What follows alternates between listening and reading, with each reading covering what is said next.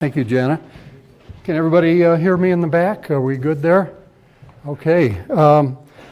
First of all, this is my first time lecturing in Frisco, and hopefully things will go well.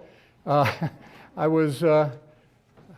left Denver about 2 hours ago and got caught in traffic. Some of you may have already experienced that as well. And because I sometimes get a migraine headache, and it's accompanied with what's called aphasia, where you lose your ability to speak clearly, and all of a sudden your words go away. And so I'm kind of hoping that I can speak clearly today, so that I notice some heads bobbing that maybe you've also had a touch of aphasia with migraine symptoms. I'd like to also welcome, we have two celebrities in the house. We have Burton and Taylor, not Elizabeth and Richard, but we have Denise Taylor and Gary Burton.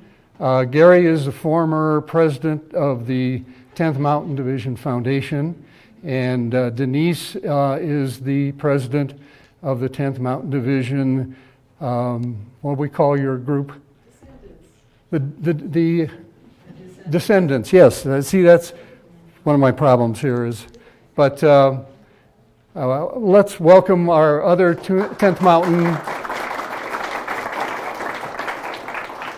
Mountain members whose fathers served in the 10th over 80 years ago.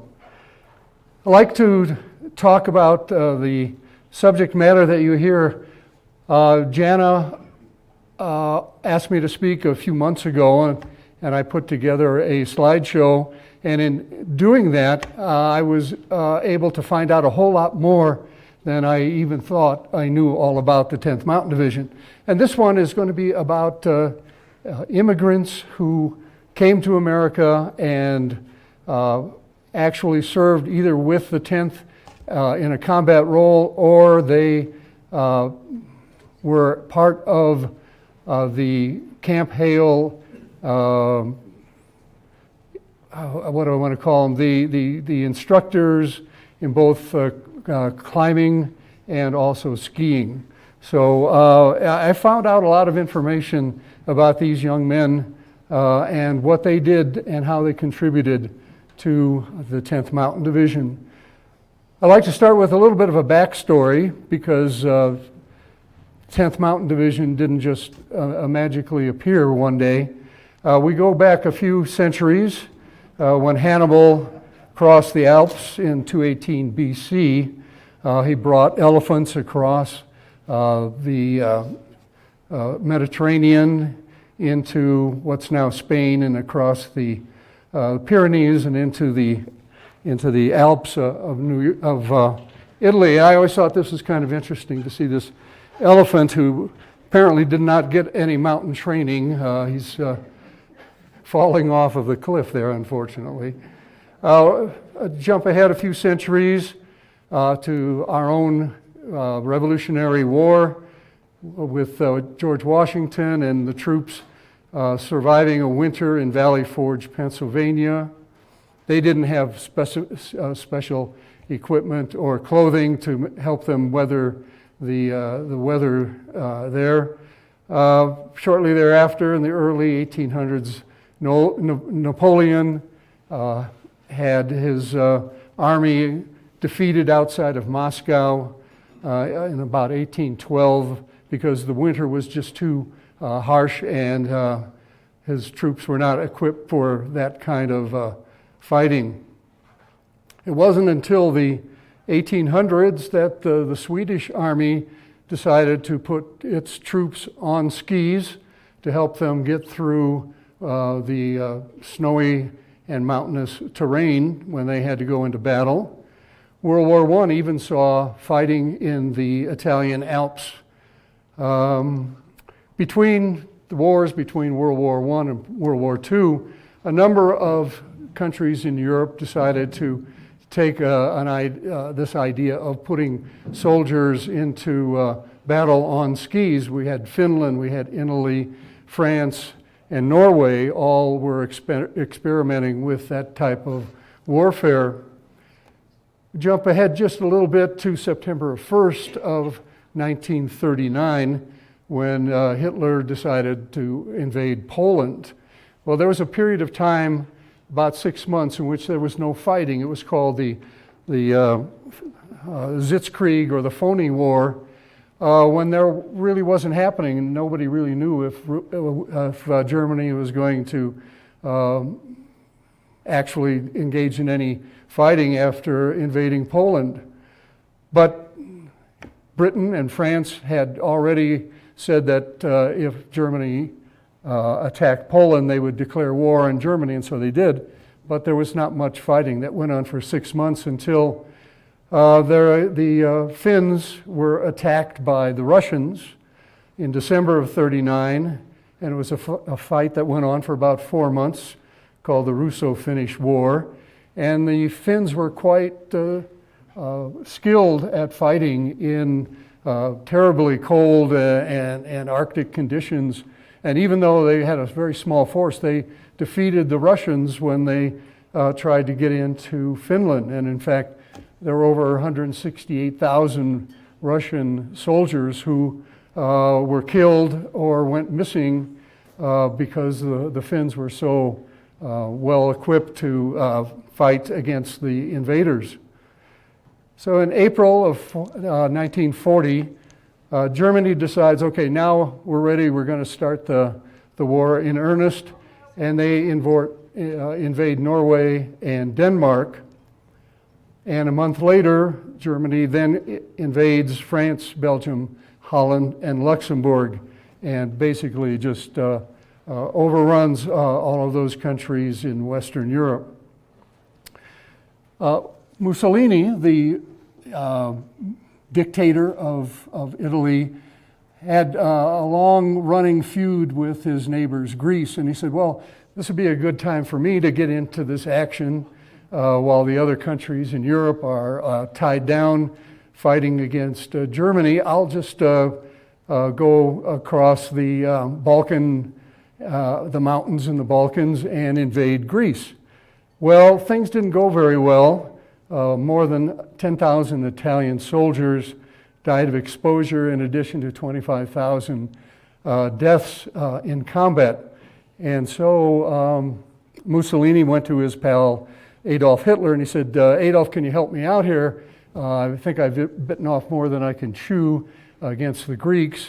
And Hitler wasn't real happy to get that news, because he was getting ready to invade the Soviet Union during that summer. And he said, well, maybe I can spare a couple of divisions and help you out here, but don't make this a usual thing. And so Germany sent a couple of divisions in, and here we see a picture of German artillery shelling some of the Greek positions. And within a few weeks, Greece was conquered by primarily Germany. I think Italy took a little bit of the spoils, but it was mostly a presentation by Hitler and his troops in Greece.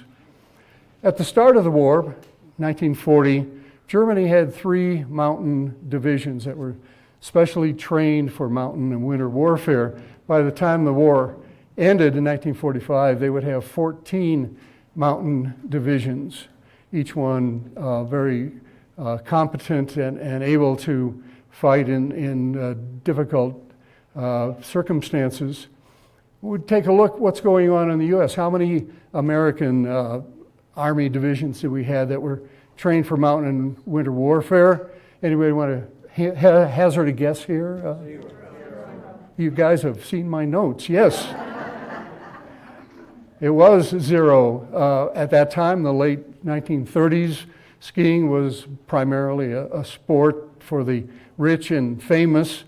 And there was one man who saw what was going on in Europe, and he said, if the U.S. gets dragged into World War II in Europe, we're not prepared for that. We don't have really any mountain troops that are capable of fighting in that kind of environment.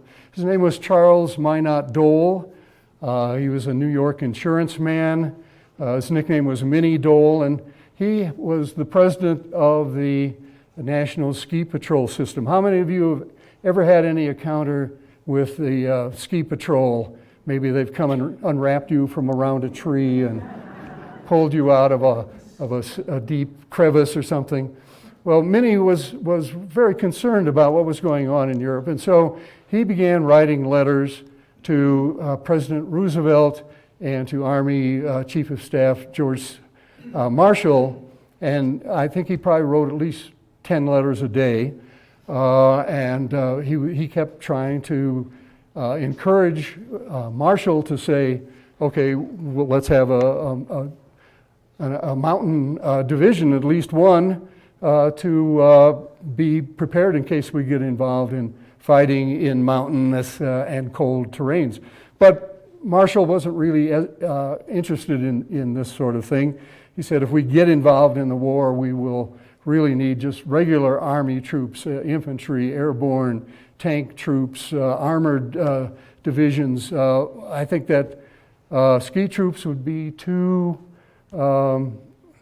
hard to find a place for them to fight and for them to train, and I just don't see the need for it. But Dole kept it up, and he enlisted the help of Roger Langley and Paul Lafferty, who were also involved in the ski industry in the U.S., and they formed an organization called the National Volunteer Winter Defense Committee, and it was basically these three men, and they continued to bug Marshall about it. And finally, I think Marshall just got so fed up with getting his weekly pile of mail from Minnie Dole that he sent he basically authorized, according to this letter, in October of 1941, that he basically authorized the committee there to actually organize and recruit for a unit. The original plan was to have three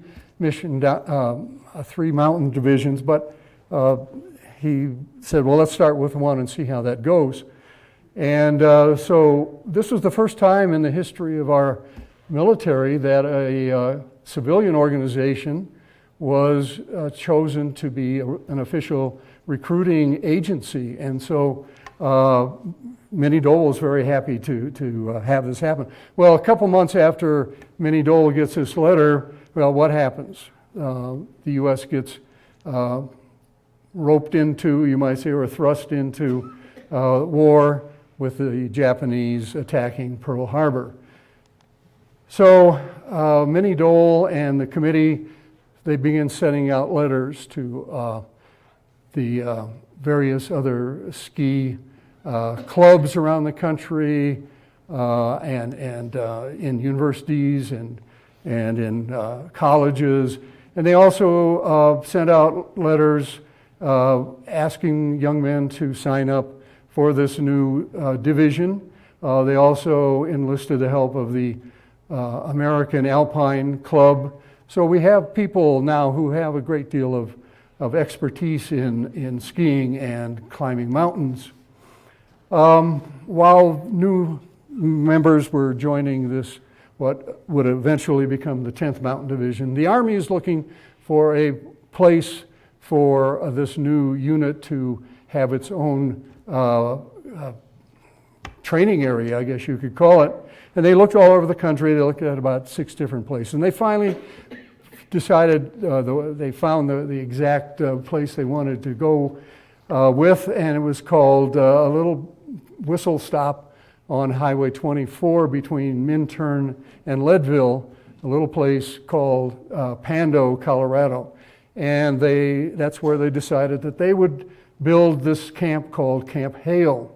This is what the camp looked like before all the construction facilities and workers, 10,000 men were able to come in and straighten out the Eagle River, cut down all the trees, the vegetation, lay in roads and infrastructure, everything to create what was then called Camp Hale.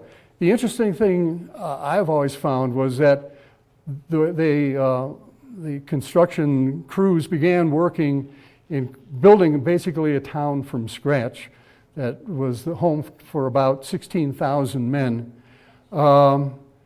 And they started in April of 1942 and they were done in November of 1942, 7 months.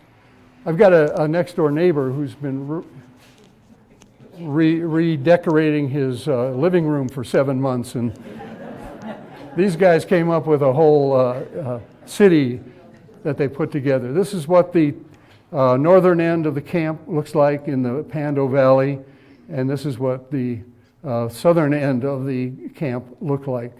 And you can see, you know, that there's a lot of construction that went on there. The the first unit was called the 87th Mountain Infantry Regiment. The 10th would need 3 regiments. There was the 85th, the 86th, and 87th. And each regiment was about 3,000 men. With all of the other supplemental units, the entire division was about 14,000 men. It gives you an idea of the size of the effort here. Take a look here at some of the early days of skiing U.S. Looks kind of like fun there. And here's a listing of some of the ski areas from Howelson Hill in Steamboat Springs that opened up in 1914. This is basically the first ski area in the U.S. And you can see over the next few decades, ending up with Alta, Utah in 1939, that skiing was becoming a very popular activity. But unfortunately, Americans were not very good skiers at that particular time. The finest skiers, racers, and jumpers were from Europe. And I want to talk about some of these immigrants who came to the U.S. And their contribution was to create their what became the 10th Mountain Division. Probably the most famous is Hannes Schneider. Schneider, while he was at St.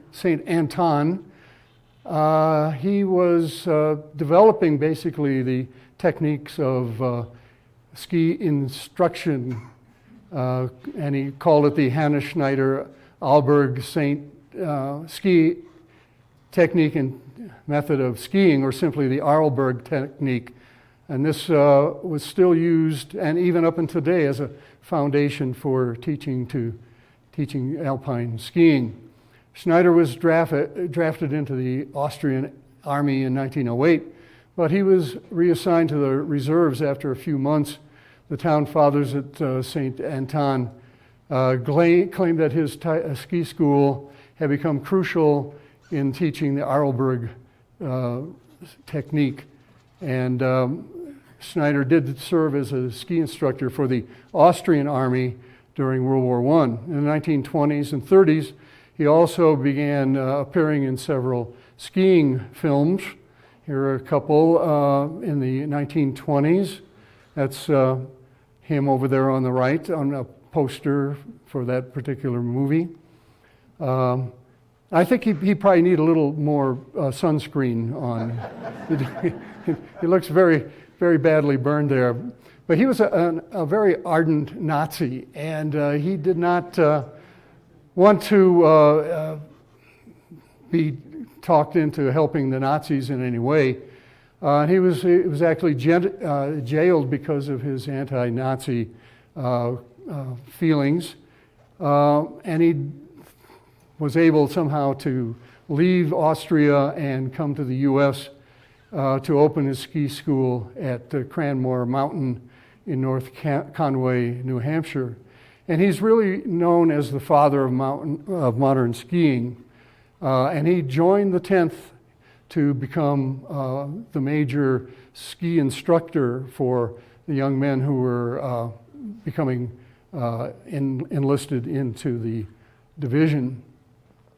And many of the early pioneers of the alpine skiing technique worked as instructors at Hannes Schneider's school, including Austrians Luigi Foger and Rudi Mott, both of whom served in the 10th Mountain Division. Here's Mott and Foger. Here's Luigi Foger in civilian clothing, and then as a 10th Mountain soldier there. Foger was a championship ski racer in Europe in the late 1920s, and as I said, was a teacher at Schneider's ski school. In 1938, he was given 24 hours to leave Austria, and he headed for the U.S. and eventually joined the 10th as an instructor. After the war, he became an instructor in California. Tony Mott gained a reputation, and people called him the legend. He was born also at St. Anton in Austria, and he came to New Hampshire at the age of 9, began a spectacular ski racing career while being trained by Hannes Schneider. He would go on to serve with the 10th and later coach the U.S. ski team in 1949 to 1950. He also ran several ski schools in New England. One of his famous events was skiing the head wall at Tuckerman Ravine at Mount Washington in the White Mountains of New Hampshire. After just a few turns on the upper face, Tony Mott soared off the top of the head wall, continued in a straight line down the head wall face at speeds of up to 85 miles an hour. And this is a shot of the what they call the head wall there at Tuckerman Ravine. Despite narrowly missing a tree, Mott finished the run in a time of 6 minutes and 29 seconds, setting a record that still stands today. So he was honored. There's a plaque there at the ski area that shows some of the records and achievements that he was able to achieve as a racer as well as an instructor. Another man who became part of the 10th was an Austrian named Franz Alt. He was born in Vienna, and he was a mathematician and computer scientist, and he escaped from the Nazis and came to the U.S. in the late 1930s and ended up joining the 10th in 1943 at Camp Hale.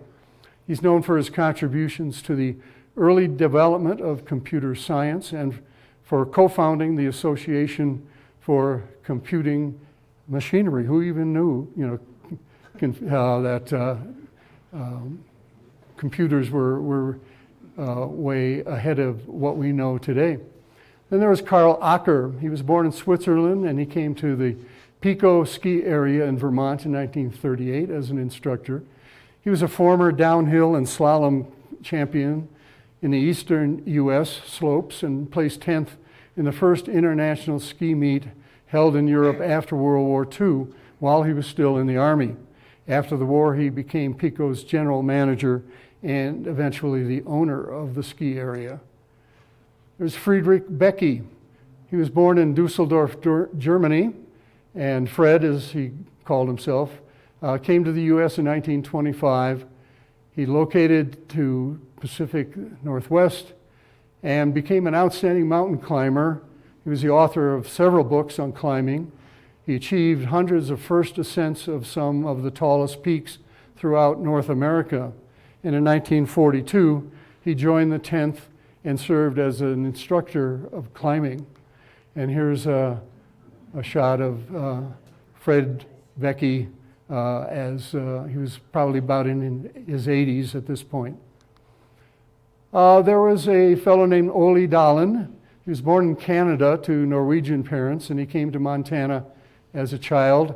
After the war broke out, he volunteered for the 10th Mountain Division, where he taught skiing and climbing. He was wounded twice in combat in Italy and lost his right arm. As you can see here, he's got his left hand with a ski pole, but his right arm is basically not there. But he continued after the war as a ski instructor in Montana. There is a Norwegian named Sverre Engen. He was born in Norway, and he was among the best ski jumpers in America. A well-known ski instructor, ski school director at Alta, Utah, an author of 2 books and many articles on skiing, a musician and actor, an owner of a ski area in California, and a highly successful ski-moving producer. There was Ziggy Engel. He was born in Austria's Tyrolean Alps. Ziggy was an outstanding racer and instructor. He came to the U.S. in 1936 and was invited to teach at the world-famous Sun Valley Resort. He joined the 10th, fought in Italy, and returned to Sun Valley, where he operated the ski school with 110 instructors, the largest ski school in the country. There was another gentleman named Peter Gabriel. He was from Switzerland. He was a mountaineer and head of the ski school at Cannon Mountain in Franconia, New Hampshire. Gabriel was also part of the first American attempt to climb K2, the second highest mountain in the world. There was Hans Hagemeister. He was born in New Jersey, but his folks moved back to Germany and was raised in Berlin. He returned to the U.S. and fought in Italy with the 10th Mountain Division. After the war, he was a ski instructor at Steamboat Springs. There was Florian Hamerly. He was very talented, not only as a skier and mountain climber, but also as an artist. This is one of the paintings that he had done. He was born in Bavaria in Germany. He was an expert in the Arlberg skiing technique. Floki Hamerly, as he would like to be called, had been an assistant coach of the Dartmouth ski team under Walter Prager, and then he taught at the Sun Valley Ski School. Hamerly joined the 87th Mountain Infantry Regiment, part of the 10th Mountain Division, and taught recruits the basics of skiing and climbing. Hamerly, by 1943, was also training Army Rangers to rock climb, skills that were eventually instrumental during the storming of Normandy and the ensuing scaling of the 100-foot cliffs at Pointe du Hoc, west of Omaha Beach, during the invasion of France. Here we have Andreas Hennig. Looks like a happy guy there. He was born in Austria, and he came to Sun Valley to teach skiing. Before then, Henning had quite a reputation as a ski mountaineer and rock climber in the Alps, with an eventual collection of first ascents to his credit. He joined the 10th Mountain Division as a skiing and climbing instructor and served in the Italian campaign. Fritz Kramer, another fellow from Austria, born in Vienna. He was a skiing and mountain climbing instructor with the 87th. He became a medic during the war, and during the Po River campaign in Italy, he received the Bronze Star for the rescue of an officer who was wounded on a patrol about 2 miles behind enemy lines.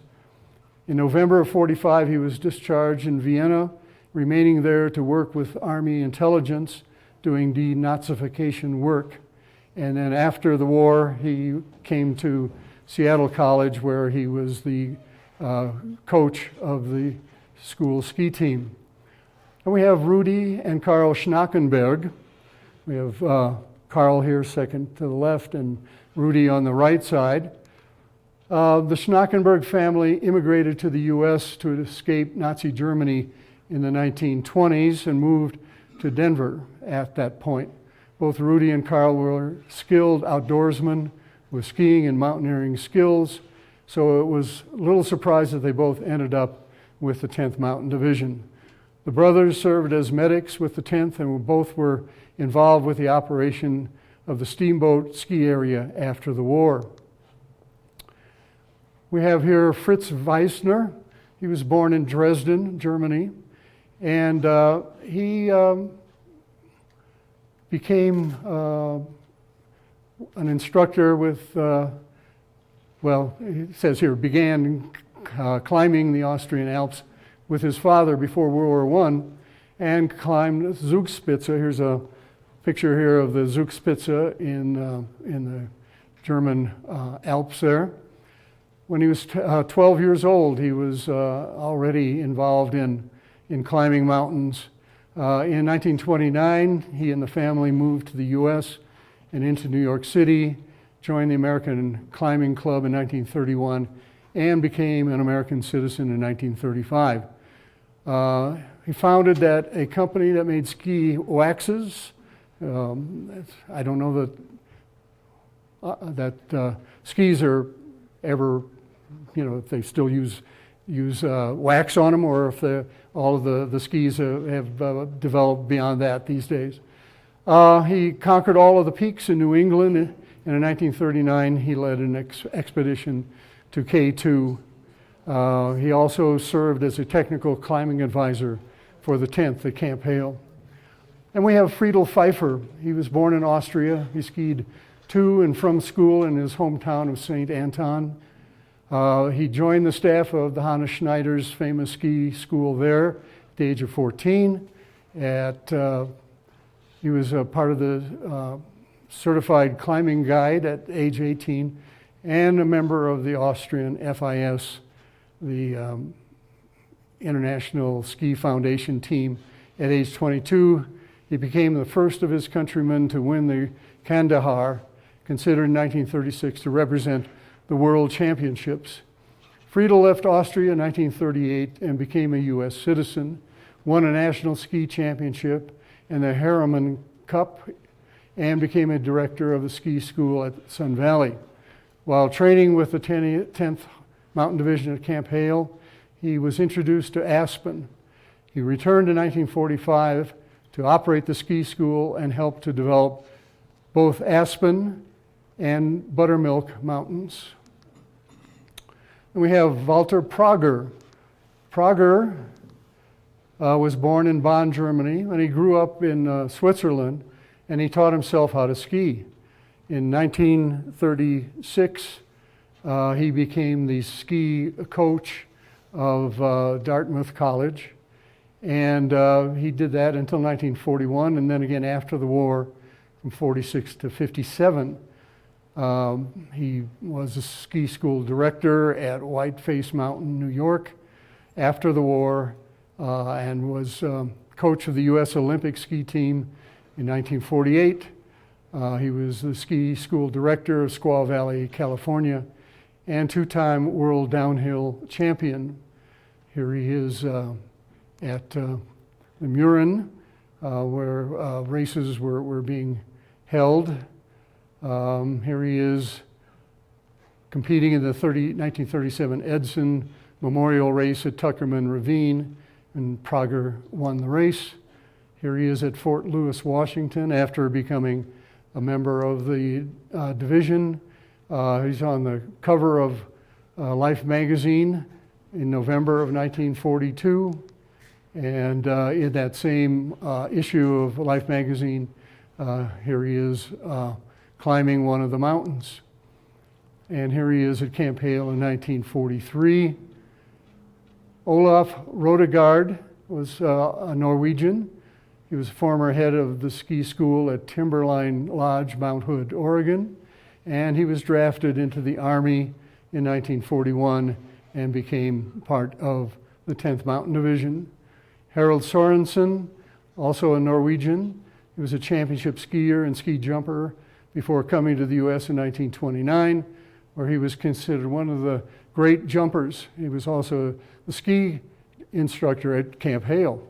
After the war, Pop Sorensen coached the U.S. ski team in the World Nordic Championships in 1950. Now, some of you may have heard of a movie called The Sound of Music. Anybody ever heard of The Sound of Music? All right, we got a couple here.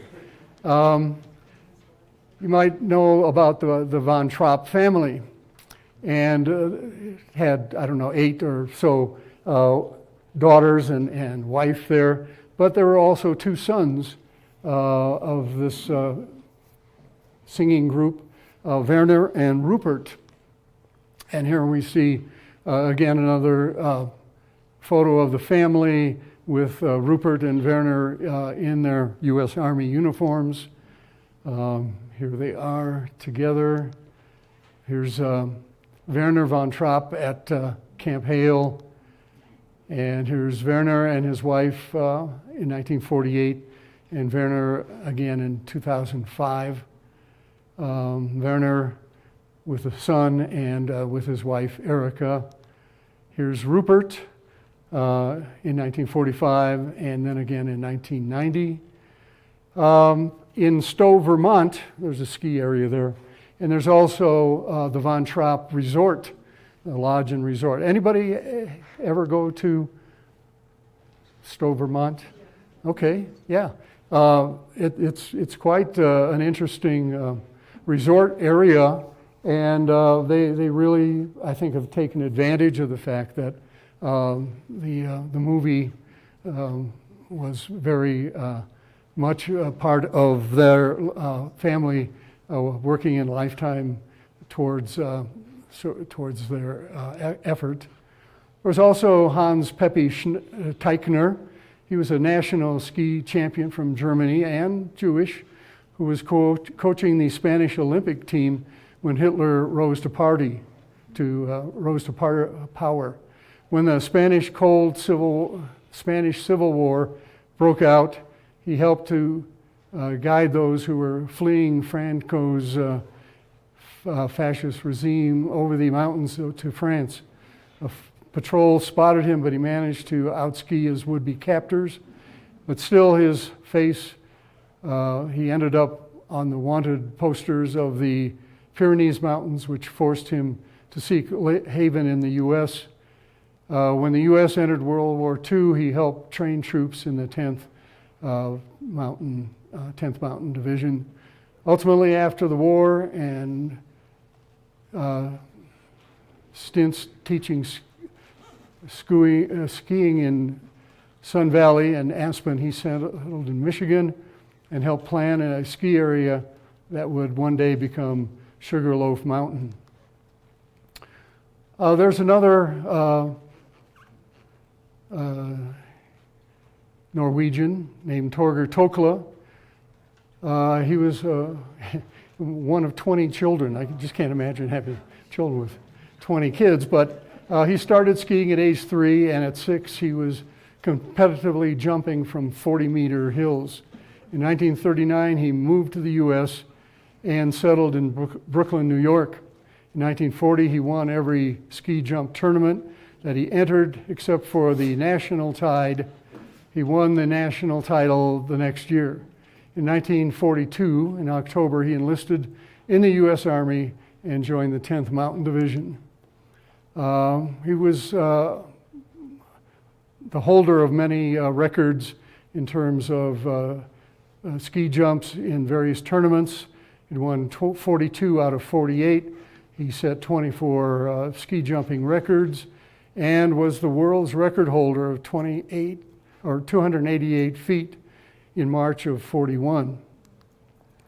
A couple of pictures of him in 1940 before he joined the Army, and then again in 1943. There was another unit separate from the 10th Mountain Division called the 99th Infantry Battalion. And this was an all Norwegian unit of about 800 men who were, all Norwegians. And they trained at Camp Hale alongside the 10th Mountain Division at Camp Hale, but they were separate from the 10th. But they were, hoping at some point they would be involved in trying to win back Norway from the Nazis. Here's apparently a dance party with the 99th Battalion. And for the next year and a half or so, training went on at Camp Hale year-round, climbing mountains, training on skiing, hiking through the mountains, all sorts of things. The Army didn't know what to do with this division. They couldn't figure out, well, you know, they're specializing in the mountains of Italy and the Alps of Austria and Germany, but we don't know if we should send them there. So they were just kind of left in the States while other divisions were going overseas to fight in Europe.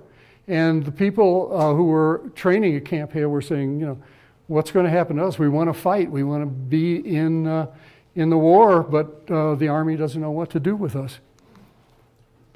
But finally, near the end of 1944, they went skiing off to war by way of the USS West Point, a troop ship from the U.S. to Italy. They landed in Naples in January of 45, and here's a map that shows they came into Naples and then came up north through Rome to Pisa and Florence and to the northern Apennine Mountains, where the Germans had a defensive line spanning the width of Italy, and the Allies had their own span of troops facing the Germans, and they were unable to get through. So the 10th said, well, you know, why don't you give us a chance and maybe we can break through the German lines. And so they ended up in a place called Riva Ridge, which is about a 5-mile line of mountains. The Germans were up on top. Anytime the Allies tried getting close to the cliffs there, the Germans would attack them, and nobody was able to break through the German lines. But the 10th said, hey, you know, we've been working on this for over 2 years. I think we know how to do it. And so they attacked the German ranks there atop Riva Ridge, and then the mountains lying next door to Riva Ridge.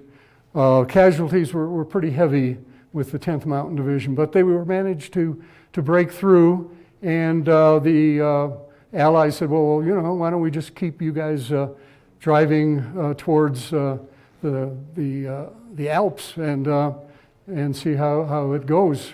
You guys seem better than we thought you would be.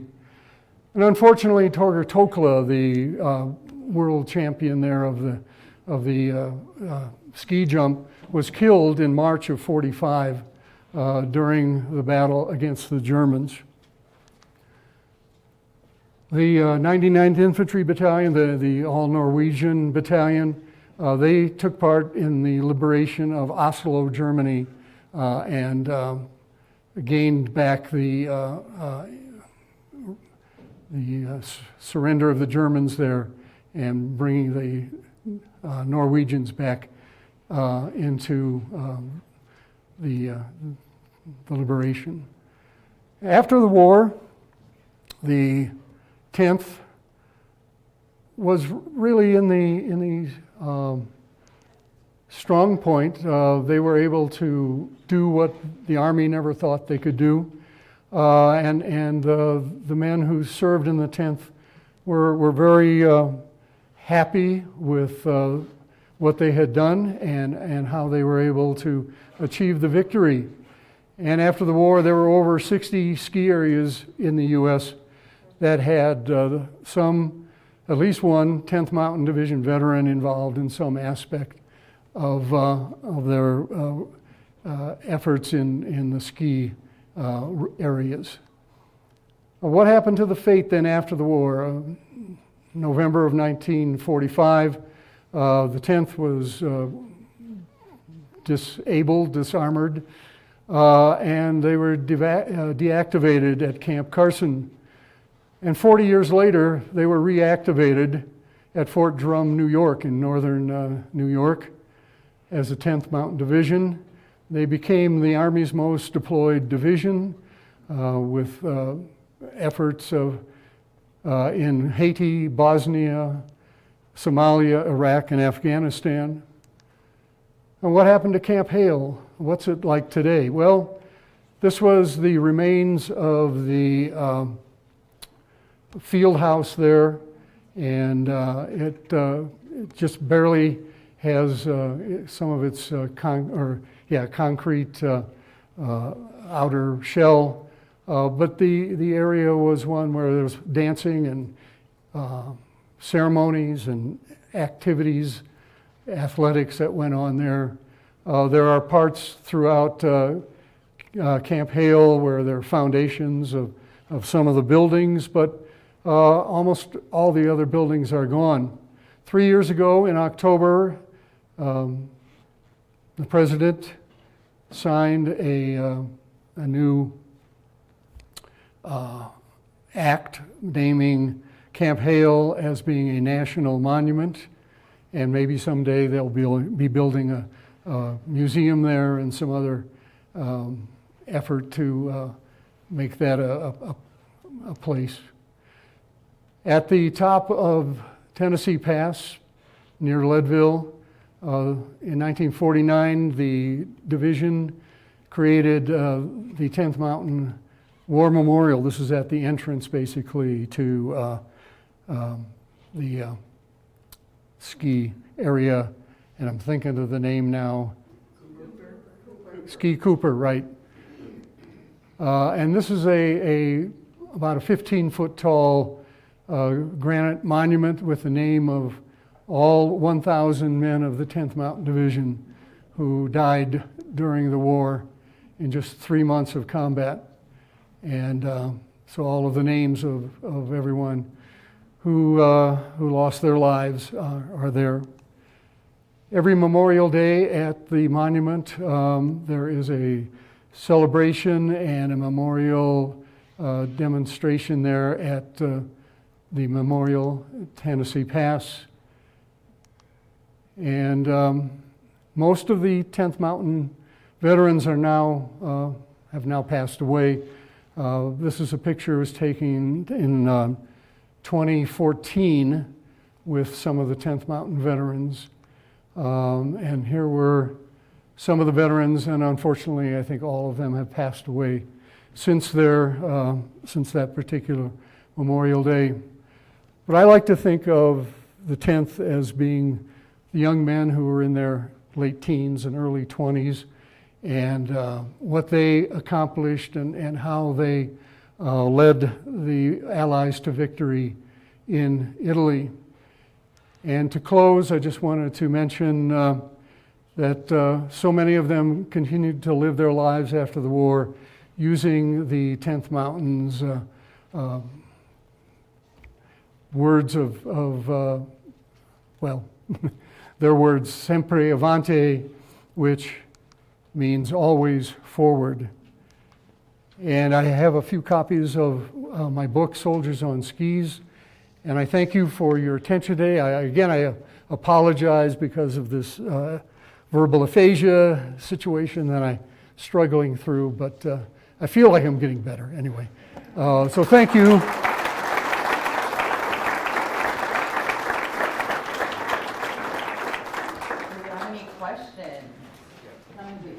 Okay, the young lady back here, yes.